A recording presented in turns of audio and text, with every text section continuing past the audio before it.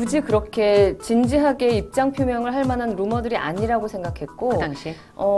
아주 그냥 우리 평범한 직장인들이 봤을 때 이게 어떤 조직이 갖춰진 회사에서 있을 만한 일인가라는 의문을 당연히 가지실 거라고 저는 생각을 했어요.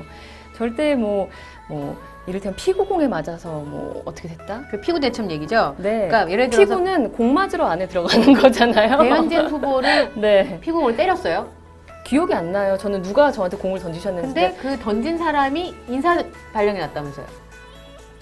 모르죠. 저는 그거는 그분이 그렇게 주장을 하신 거고 응. 제가 공을 맞았으니까 어쨌든 밖으로 나갔겠죠. 네. 네, 그렇게 재밌게 놀고 왜 체육대회 하고 그런 말씀을 하셨는지 그게 저는 궁금했고 그 정도의 말씀을 하셔야 되는 그런 마음의 아픔이 있었을까를 제가 생각했어요.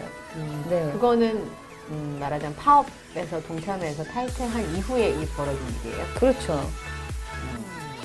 양치 대첩은 어떻게 된 거예요? 양치대첩도 마찬가지입니다. 저는 이제 당시 입사한 지 몇 년 안 된 신참 앵커였고 그때는 뉴스데스크 진행을 당연하죠. 예. 선배한테 대들고 뭐 할 그런 연차가 아니에요. 또 방송사 그 위계가 얼마나 강한지 잘 아시잖아요.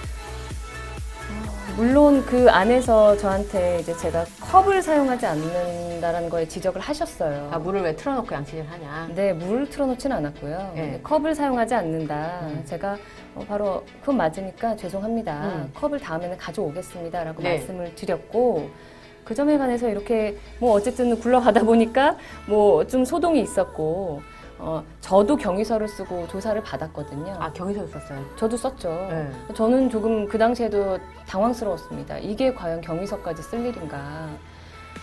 근데 둘이 이제 약간 진술이 다른 거예요. 근데 거기에 관해서 조사가 더 이루어졌죠. 나갔다 들어가서 물을 껐느니, 이런 식의 아주 말씀드리기 좀 민망하네요. 아, 근데 다들 궁금해 하시니까. 유치한 내용인데, 그런 내용을 확인하느라고 화장실 복도 CCTV까지 확인했어요. 언제 들어갔다 언제 나왔나 뭐 이런 것까지요? 네, 그 해당 선배 기자께서 네. 저는 이제 나갔다 들어와서 제가 물 헹구는데 그 수돗물을 끄셨다라고 썼고 본인은 아니라고 하셨는데 그걸 이제 확인할 수가 없잖아요. 그렇죠. 그 화장실이라는 공간이. 두 사람밖에 없었으면. 네, 근데 어쨌든 나갔다 들어오지 않았다라고 하시니까 거기에 대해서 확인을 할 수 있는 거는 복도에 CCTV가 하나 있었던 거예요. 그것까지 확인을 했죠. 그래서 CCTV 확인. 나갔다 들어온 게 보였죠. CCTV에. 네. 그래서 그냥 마무리가 됐어요. 그렇죠. 어쨌든 그 본인이 진술하신 것과 달랐던 거잖아요. 예. 근데 저한테는 사과는 안 하셨고요. 네.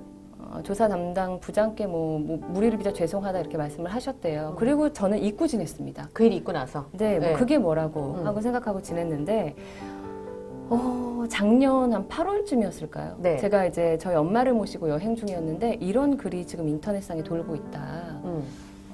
그래서 배현진이 고자질을 해서 인사조치를 당했다. 일러서? 네.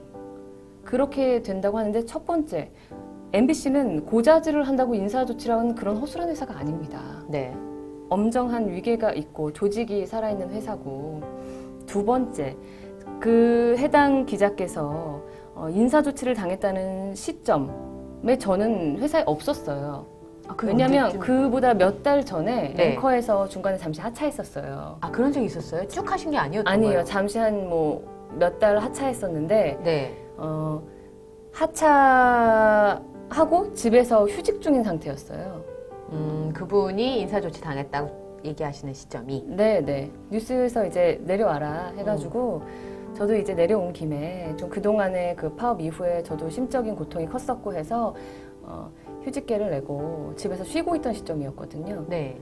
그러니까 말하자면 인사는 제가 먼저 있었던 거죠.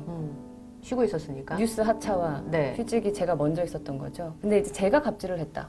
음. 그러면 뉴스에서 하차를 먼저 했는데 그거를 어떻게 논리적으로 설명해 주실 수 있을지 저는 한번 여쭤보고 싶었어요. 그래서 이런 것들이 너무 이렇게 구구절절 말씀드리기에는 약간 좀 유치하다 싶기도 하고, 당시에 저는 이제 뉴스라는 엄중한 역할을 저희가 맡고 있다고 생각했는데 차라리 그냥 비난을 받지 저 때문에 뉴스가 우스워지게 해서는 안 되겠다는 생각이 좀 있었어요. 그래서 뉴스에 하차한 이후에도 굳이 밝히지 않았던 건 그것 또한 제 선택에 대한 어떤 결과물이라고 생각했기 때문에 감수해야겠다. 그러나 이제 정치인의 길에 들어서다 보니까 이런 궁금증에 대해서 좀 해소를 해드려야 되는 부분이 생기는 거예요. 네. 그래서 약간 전 아직도 이 말씀을 다 드리는 게 민망스럽거든요.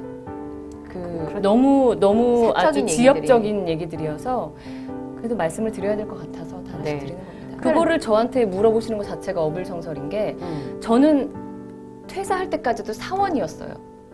뭐 흔히 말하는 그 직급이 다 있잖아요. 대리, 네. 과장 이런 게 근처에 가본 적도 없어요. 혹시 되게 예뻐하는 사원일 수도 있잖아요. 그래서 엄청 예뻐하는. 예뻐하면은 인사조치를 한다는 게 말이 됩니까? 편을 들어준다.